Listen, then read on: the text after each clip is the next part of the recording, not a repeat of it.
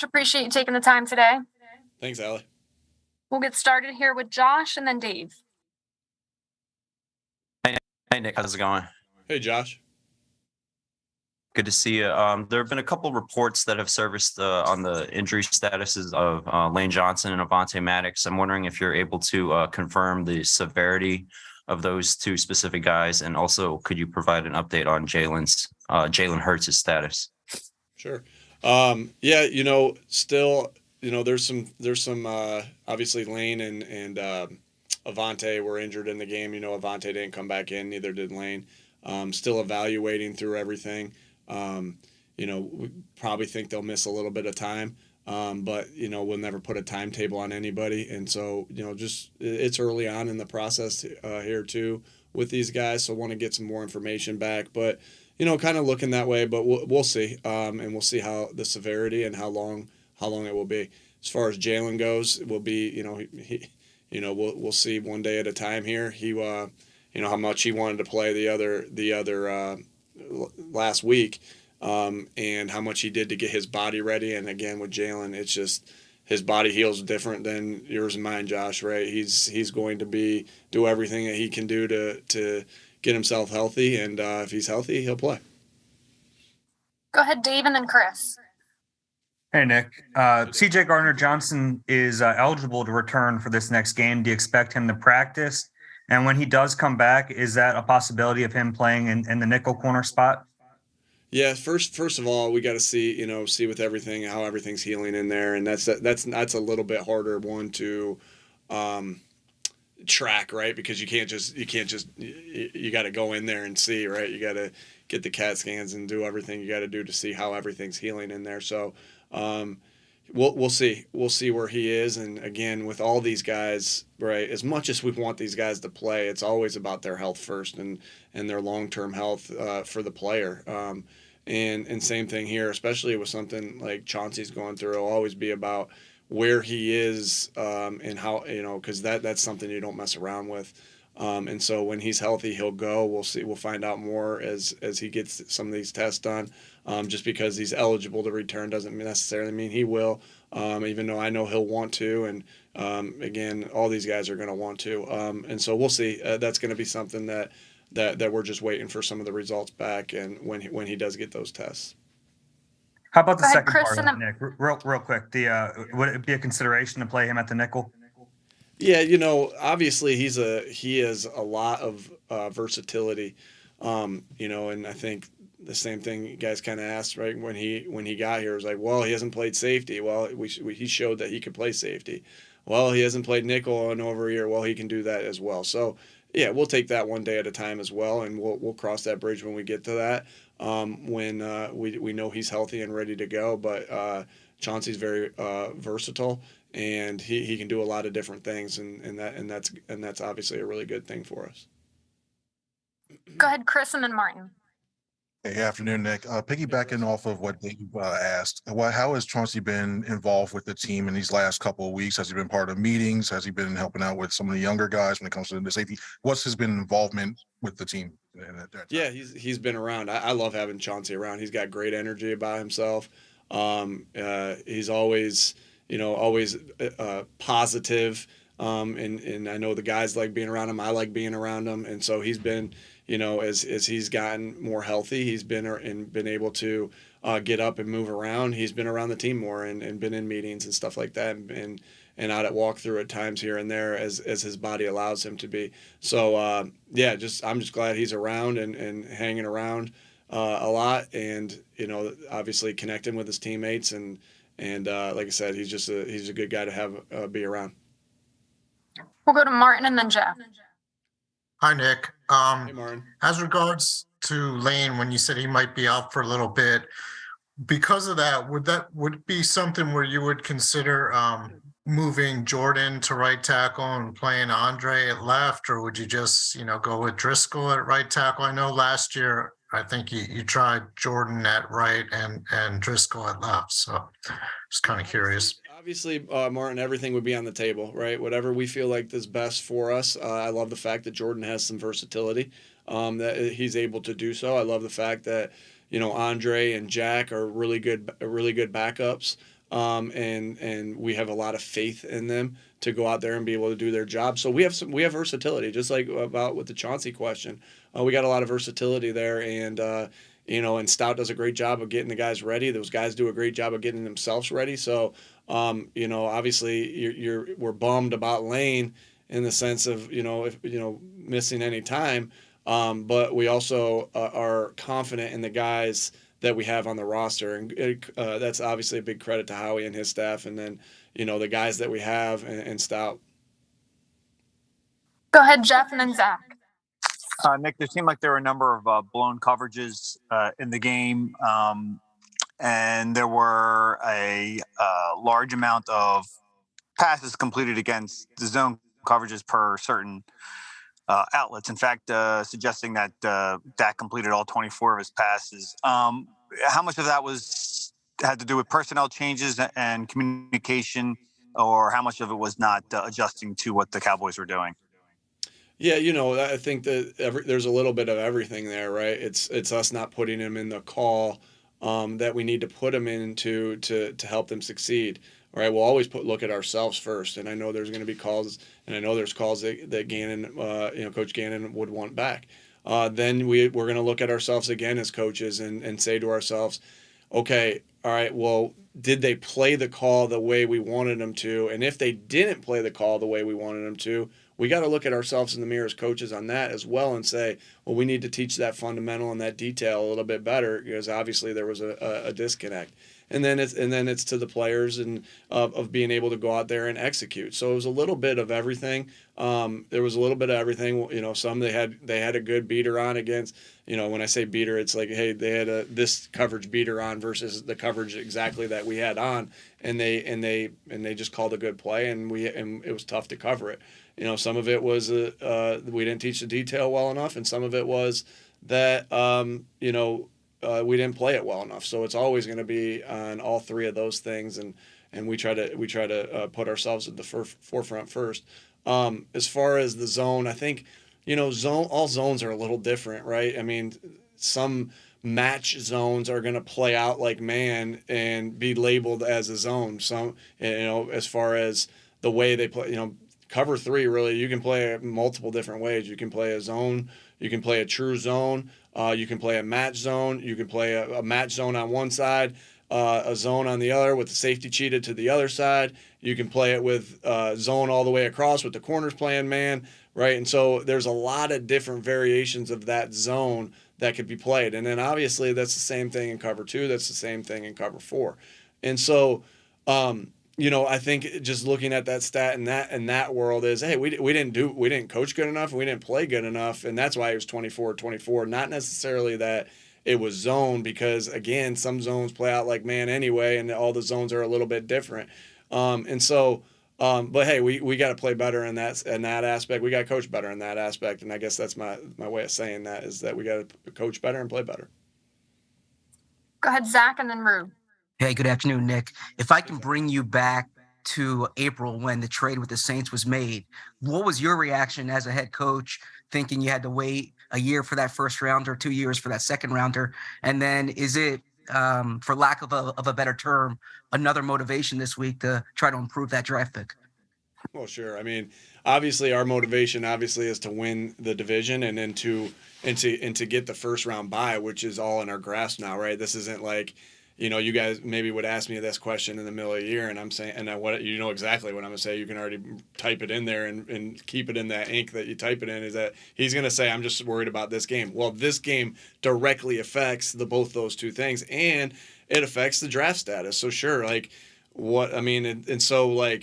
but we are focused on right in the now in the season, and it'll be sweet that if we can go out there and get this win, and then once we're making the draft pick later, we can say to ourselves, well, that really did help us out, and that's our goal, though, is just to win this game. And as far as your question about like what my mindset was, or like what I kind of was thinking right there, I don't know. I mean, I just since I've been here and how much trust I have in Howie, is just like, hey, that great trade. We'll get our draft pick next year, and we'll pick up an extra one. Cool. I'm into that, and whatever we think we got to do to make this team better. Go ahead, Rube, and then John. Hey, Nick, happy holidays and all that. The first couple months of the season, everything went right for you guys. Every ball bounced your way. Somebody recovered it. Every tip ball went your way. You guys were healthy. Obviously, there's some adversity here, whether it's turnovers or injuries or whatever. How equipped do you think these guys are to kind of navigate through all that and stay positive and deal with everything that's happening, whether it's Jalen or Lane or Avante, and keep winning football games?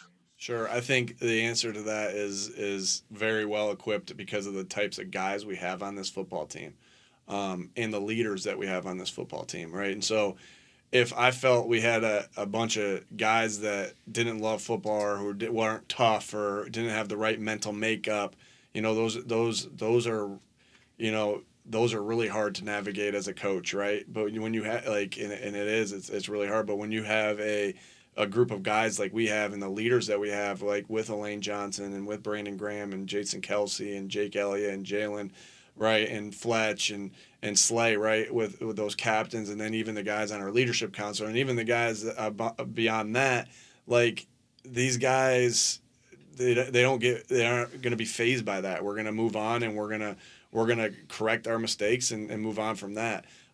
Because we knew, like, one of the earliest talks that we have in training camp is how are we going to, adversity is coming. I don't know when it is. I don't know in what direction it will come. It could be in your personal life. It can be in your football life. It could be anything. How are we going to handle that? And, that's something that you just know about life, right? And football's no different. And so, again, when you have to go through those things in life and when you have to go through those things in football, when you have the leaders that we have, it makes those roads a little bit easier to navigate. Are they still hard? Absolutely, they're still hard. Are we still mad about our loss? Absolutely we are. But, sometimes that fuels you to even dig a little bit deeper so you don't let each other down. And that's where we are right now. We're going to dig deeper. We're going to find more answers. We feel like we're obviously quite around that track right now of finding more answers. I know a lot of our coaches, myself, I probably watched that game eight times yesterday, and just talking back and forth with coaches, and and obviously in between kids playing Madden, or or my son playing Madden, or my wife and her mom and making dinner, or whatever it was, like watching that game, so we can say to ourselves, how are we going to get better from that? And obviously that's the stage we're in now. Go ahead, John, and then Bo.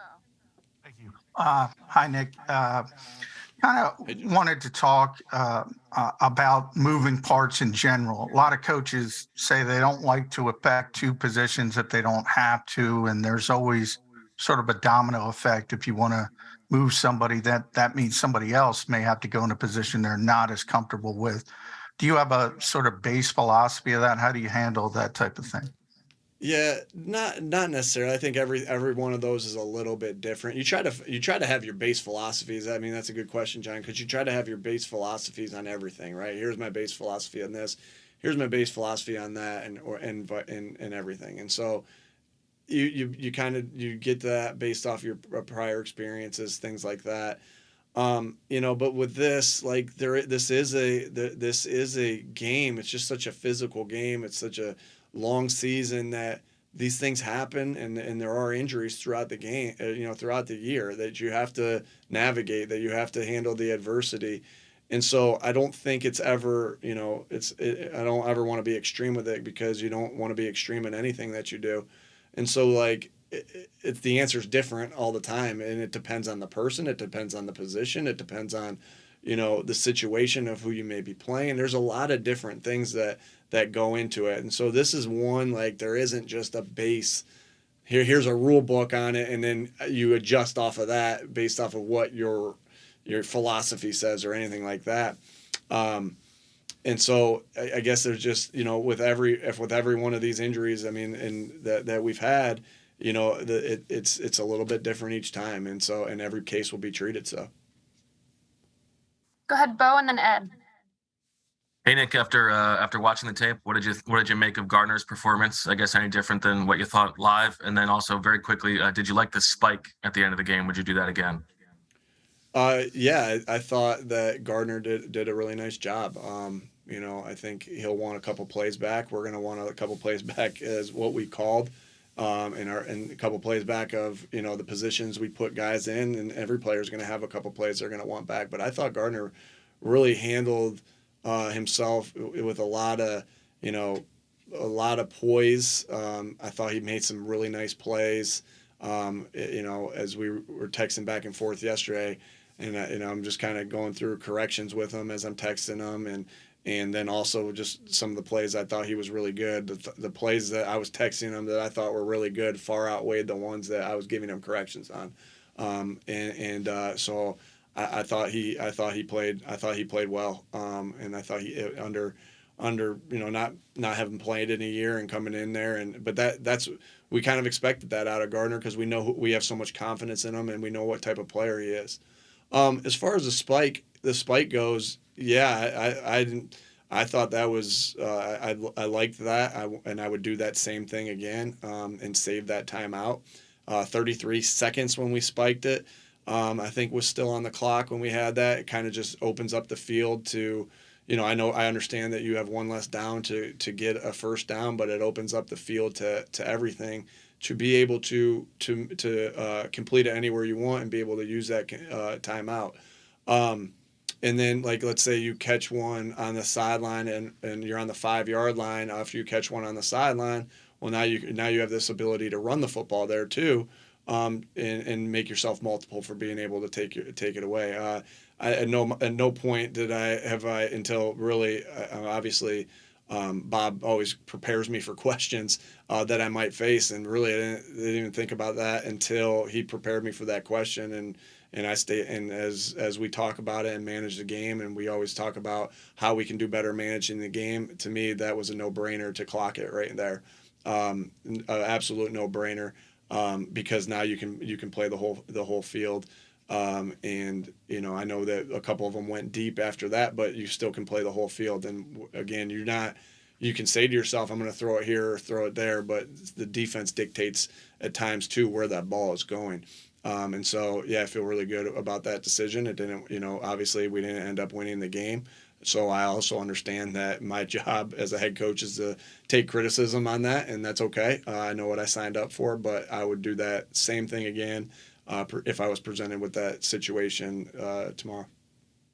Well, if it was instead of calling a timeout, how many more seconds do you need to call a play there? How many more seconds to call a play? That's about. Yeah, that could be anywhere. It just all depends on the play, obviously, Bo. Like that could be anywhere from 8 to 10 seconds right there with that play. Obviously, you take the snap, you clock it. That takes a second, right? You run a play. I mean, obviously, different things could happen right there. That just always depends on the play. Anywhere from 8 to 10 seconds in my mind. Even more so if something obviously happened there. Thank you. We'll take these last two here. Go ahead, Ed, and then Josh. Hi, Nick. Hey, Ed. Interesting way to spend Christmas there, but I guess that's life as a football coach, right? Watching the game 8 times.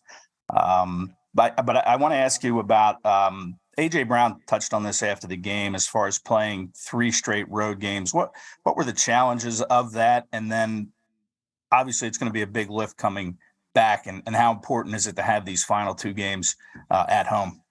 Always important to play home, man, especially in Philadelphia, right? We know how electric that stadium is. We know how awesome our fans are. We know how intimidating our fans and that place can be to opposing team.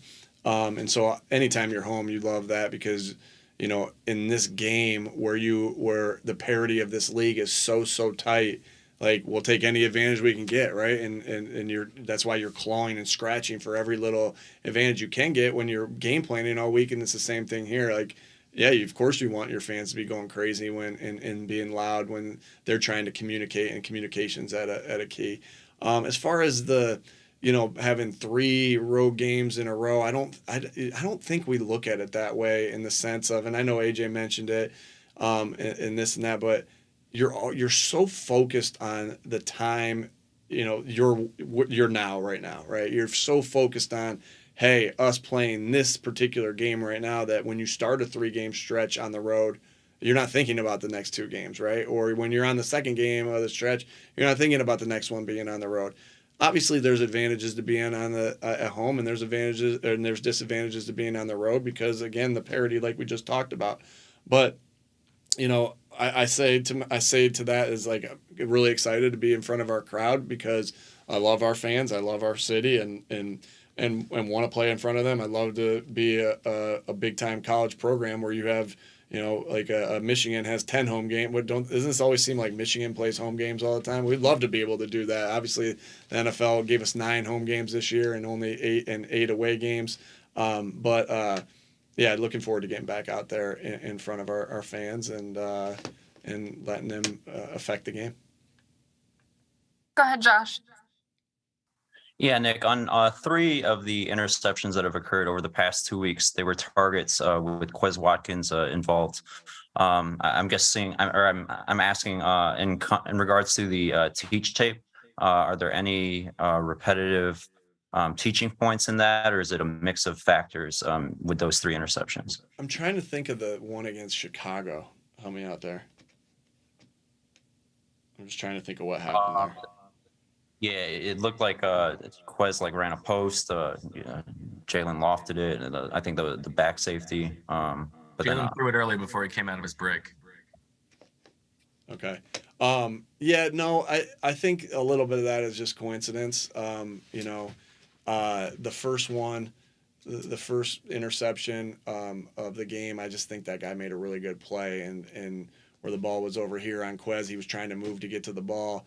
And that guy beat him to the spot essentially because he made a really good play. And the second one, I think, again, like I said earlier, everybody's going to want to have plays back. And it's sometimes the plays that you want back are looked at to the outside world as that's the one that changed the game. And sometimes that quite possibly is true, but it takes, we had 72 plays of offense. Every one of them's critical.